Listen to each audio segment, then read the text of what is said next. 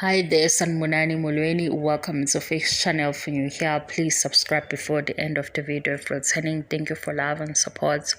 I appreciate you. Izingane Zesthembu kanye nothando Nesthembu. We guys, kuke kwaba nento la engifaka enkingeni indaba ye secret child. Secret child, ingane engakaze ivezwe noma ingakaze ithule kumndeni wayo noma engakaze ithule kunkosikazi owamakhosikazi lingena lapho igama le secret child. Lalela ke ngithe kune comment kamakhelwane bas angisekho ke comment yamakhelwane manje. Ngikuphi nawe? Ngiku season 4 Uthando Nesthembu episode 1 or 2. Ngifuna wazi ukuthi into engiyikhuluma ngothando nesithembu ngisuke ngiyicoshe khona. Sizwana? Kodwa manje lento yakho ukuthi uthanda izindaba kodwa uhleli phezu kwemali inkinga yakho, usuke yenze yami. Lapha etafuleni lawo Macele agudla khona uMangwabe noma ngithi aphoxa khona uMangwabe because siyazi ukuthi uMangwabe okuvele kunkosikazi unkosikazi ukuthi unenkinga nokuthi Mseleku abe nezintombi eziningi also no number 5.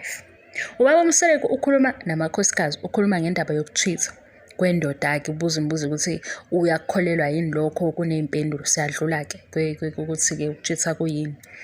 Kuze la asikhona ke uzoqhubeka yena abe nezintombi eziningi vele unazo. Usho kumakhosikazi akhona. Lapha ke etafuleni mabeyibabaza ke lento aqala athi nje utheni usawuzolethwa intombi official ngizobuyela ukuconfirma kahle. Maye kuqhubeka uthi uMseleku yena uzosuke ahambe enze into afanele ukuthi ayenze. Uma eseyenzile leyo nto akanayo ingane azoyikhomba endaweni ethile athi ile uyovela nje afike noma wengane nengane amakhosikazi akhe ngeke aze enze lutho, uzobe enganegotiate nabo.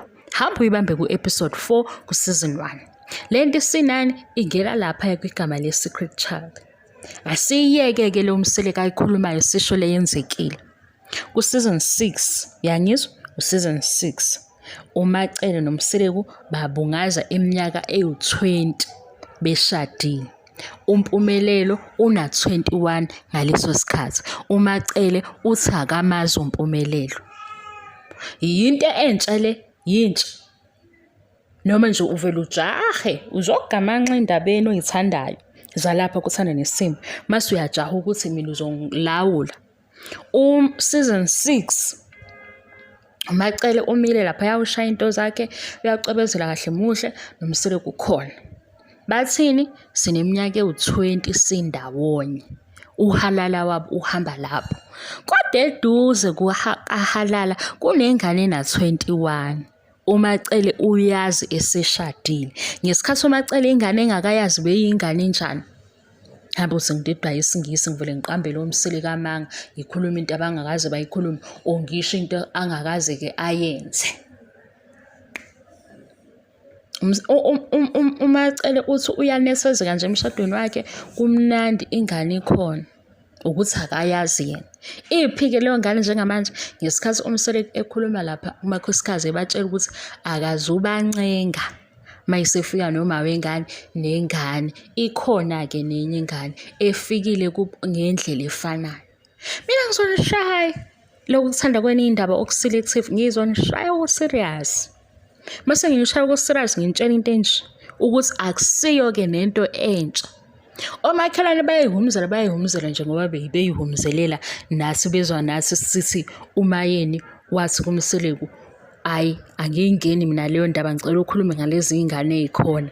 Mawukuthi ucabanga into enjalo nje khohlwa yona, kodwa yinto ayikhuluma nomayeni kuthando nesithembu ongayifuna futhi uyithole kwamanye ama-episode ngoba wathi umayeni sesithole ithuba lokuthi sibe ndawonye usungikhulumela iy'nganekwane. Ishiye nje leyo ndaba, angifuni ukuthi siyikhulume, asikhulume ngalabantwana bakhona.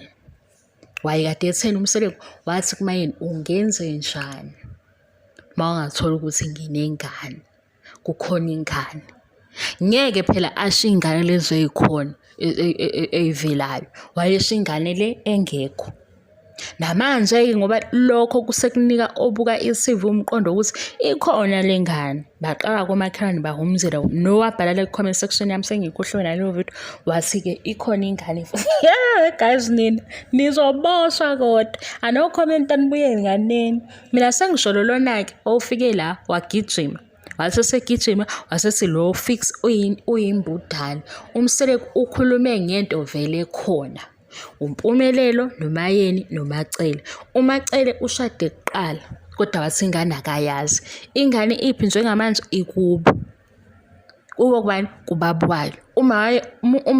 Uma wengane uphi ushadile. Kodwa iqale yaba yini? Yaba yimfihlo ngoba uMacele uyasho ukuthi mina angazi. Wena ukuphi-ke? Ufana nami sibukela nawe i-TV kodwa ubona ukuthi ingcono ungilawule kulezi ndaba ongazona ngisho ezakho. Lezi zabanikazi babo baza bayifake ku-TV kanti wena yini inkinga yakho? Ngizokudalabha kanje ngikutalabhe. Usaleke nawe udideke ey'ndabeni zabantu sifake uMzansi Magic uShowmax. Kodwa ngoba uyayithanda ngiyakugqugquzela mina. Yize uzoyikhuluma nawe kanje. Ukhuluma into oyibona ku-TV ngoba lapha etafuleni oke waba ingane efihliwe ukhona. Umpumelelo Mseleku. Uke wangaba khona kuMacele. uMacele ethi nje cha. Akazi nje yena ukuthi bekukhona okhona before yena. Nengane yona leyo sesithi hayi kulungile mamkhulu siyasizwa isitori sakho. Masithi umamkhulu futhi siyamuzwa ungalobu usiphikisa nalapho. Masithi siyamuzwa. Yo isithembu sinedrama isithembu idrama after drama. Nabalandeli bakhona bayayimukela idrama. Ngisazoqhubeka kaze ngitshela nje lezi zinto kancane. Emva kalokho sesiyaqala sikhuluma ngezigaxa.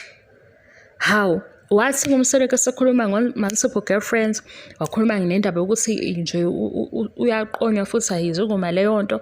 Wathi kuMacele khona unkosikazi yabo onenkinga nalokho. Yaba impendulo yaMacele wayephendula uMangwabe.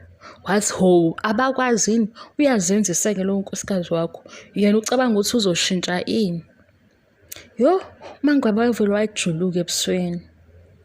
Wajuluka uMangwabe waze wahleka ngesikhathi esithi uMacele uyahlanya kwamayehleka ngoba wayazi kahle ukuthi le mpendulo iqonde kuyena ukuthi ngisho ngaba nesikhwele esingakanani unjena-ke uhusband wakho. Nani nje nilapha kuleli tafula ngoba unjena. Yini lehlukile othi izokwenzeka manje ngoba wathi abakwazi yini lapho abakwazi.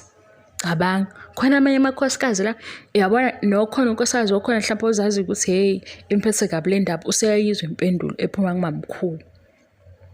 Umamkhulu sebagcwalisela ukuthi ayikho phela into ebenzoyishintsha ngani ebizoshintsha ngaye ngani kodwa nathi sila kwisithembu. Uma nje sekhuluma ngama-girlfriends amaningi nani nisuka lapho kodwa i-secret child nansi eduze kwamamkhulu. Sithi umamkhulu ethi 22 emshadweni ithi 23 ingane athi 24 ithi 25 kodwa uthi umamkhulu ubengenjani ubengakayazi eshada. Ngaleso sikhathi ibiyini ingane ibiyimfihlo. Ngesinye ithi secret child. Wena mase siqala ukuhleba lokho ukuthi-ke yini wayebuza uMayeni umbuze ka-2. uMayeni usewuphendule ka-2 umbuzo onengane phakathi. Lana ila igcina khona sebenembono eshayisanayo noMacele ethi uMayeni cha ungamkhulumile. Akazikhulumele. Kunani? Kunengane. Before kwenzekeni nanga umpumelelo. Wemakhelwane mina ngizokutshela ukuthi qala lento le ngiyenza la ukuthanda kwakho indaba kokusiza ngoba ufuna ukuzenza ngcono ngabanye. Abanye bayithanda indaba abanankinga kodwa bayazi ukuthi i-TV show. Angibaxoxeli nje indaba sengithi hawu nakho-ke njalo ku-Grey Street eThekwini sekwenzekeni. Ngibaxoxela into vele abayibukayo esiyibukayo nami engiyibukayo ngesikhathi sami. Hayi-ke makhelwane secret child. Hawu sengathi ngiqambe inganekwane manje sengivele ngasukela ngahamba ngayoguduza eMzumbe bangihlebela komakhelwane bakhona bathi ngempela nakho kusho bakusho bona. Hayi futhi ukuthi bakusho ukwenzile. Uma yena unumber 2 noma unumber 3 unompumelelo. Umpumelelo ufike nini? Ufike before umshado. Kodwa uMseleku wangalibeka iqiniso kuMacele ngokuthi khona ingane kodwa sizoshada. Uthi uMacele nje ngithe sengithi hawu honeymoon, zaqala iy'nkulumo. Manje wathi uyiphikisa kanjani into ekhona ngoba ikhona phela. Waligwinya-ke itshe uMacele elishisa.